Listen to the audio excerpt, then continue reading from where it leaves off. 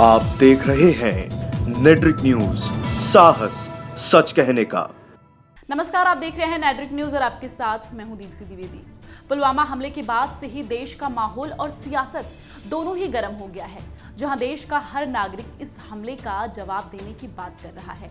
वहीं पुलवामा हमले में कश्मीर के मुसलमानों का हाथ होने की बातें भी तूल पकड़ रही हैं। जैश ए मोहम्मद के इस आतंकी हमले को इतनी सफाई के साथ करने के बाद हर किसी का शक इसमें कश्मीरी मुसलमानों की मिलीभगत होने की आशंका जताई जा रही है कि कैसे वो आतंकी उसी जगह घात लगाकर बैठे थे जहां से भारतीय सैनिकों का काफिला निकलना था। इतने बड़े आतंकी हमले की साजिश काफी टाइम से हो रही थी, इसलिए इस हमले में कश्मीरी मुसलमानों का हाथ होने की बात हो रही है, क्योंकि इससे पहले भी कई बार कश्मीरी मुसलमान भारतीय जवानों पर पत्थरबाजी करते हुए देखे जा चुके हैं। उन्हीं बातों को देखते हुए इस आतंकी हमले में कश्मीर के मुसलमानों का हाथ होने का शक है। वहीं जम्मू कश्मीर में नेका अध्यक्ष और सांसद डॉक्टर फारूक अब्दुल्ला ने पुलवामा हमले की ओर इशारा करते हुए कहा कि पाकिस्तान की करतूत के लिए कश्मीर के मुसलमान जिम्मेदार नहीं है। दरअसल पुलवामा हमले में 40 सैनिकों की शहादत के बाद से ही कश्मीर से देश के अलग अलग कोनों में पढ़ने वाले बच्चों के साथ दुर्व्यवहार किए जा रहे हैं। कश्मीरी बच्चों के साथ हो रहे इस अन्याय को देखते हुए फारूक अब्दुल्ला ने एक बयान जारी किया है, जिसमें उन्होंने कहा कि आज देश भर में कश्मीर के बच्चों को जिस तरह से परेशान किया जा रहा है वो गलत है और उनके घरों में लौटने पर इसके नतीजे खराब होंगे। अगर हमें देश को मजबूत बनाना है तो हमें सभी धर्मों का सम्मान करना चाहिए।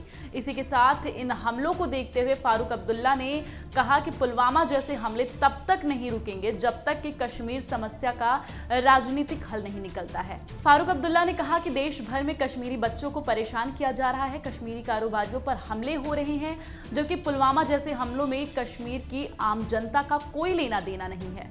हमारा हमले में न तो कोई रोल है और ना ही कोई आतंकवाद के साथ है।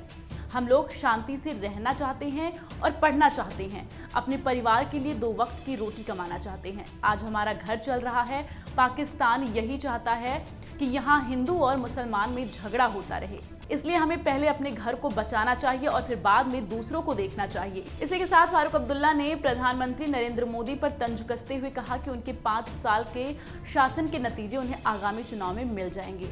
अलगाववादियों से सुरक्षा छीनने पर उन्होंने कहा सरकार ने ही उन्हें सुरक्षा मुहैया कराई थी, जिसे अब वो छीन रहे हैं। सरकार ने तो कांग्रेस नेताओं और नेशनल कॉन्फ्रेंस के नेताओं से भी सुरक्षा छीन ली है। ऐसे ही कश्मीर के नेताओं से सुरक्षा छीनी जाती रही तो घाटी में तिरंगा कौन थामेगा।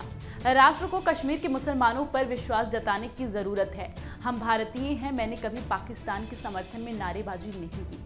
वहीं जब स्थानीय युवाओं के दहशतगर्दों का साथ देने के सवाल पर फारूक अब्दुल्ला ने कहा कि पत्थरबाजों का ना तो मैंने कभी साथ दिया और ना ही हमारी जमात ने इनका साथ दिया। इन्होंने हमारा जीना हराम कर दिया है। ये वतन के दुश्मन हैं।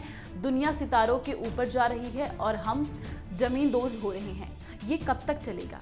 फिलहाल के लिए इतना ही, लेकिन देश दुनिया की तमाम खबरों को जानने के लिए आप देखते रहिए नेट्रिक न्यूज। नमस्कार। हमारे साथ जुड़े रहने के लिए हमारे YouTube चैनल को सब्सक्राइब करें, साथ ही बेल आइकन को दबाएं। नेट्रिक न्यूज की खबरें सबसे पहले देखने के लिए।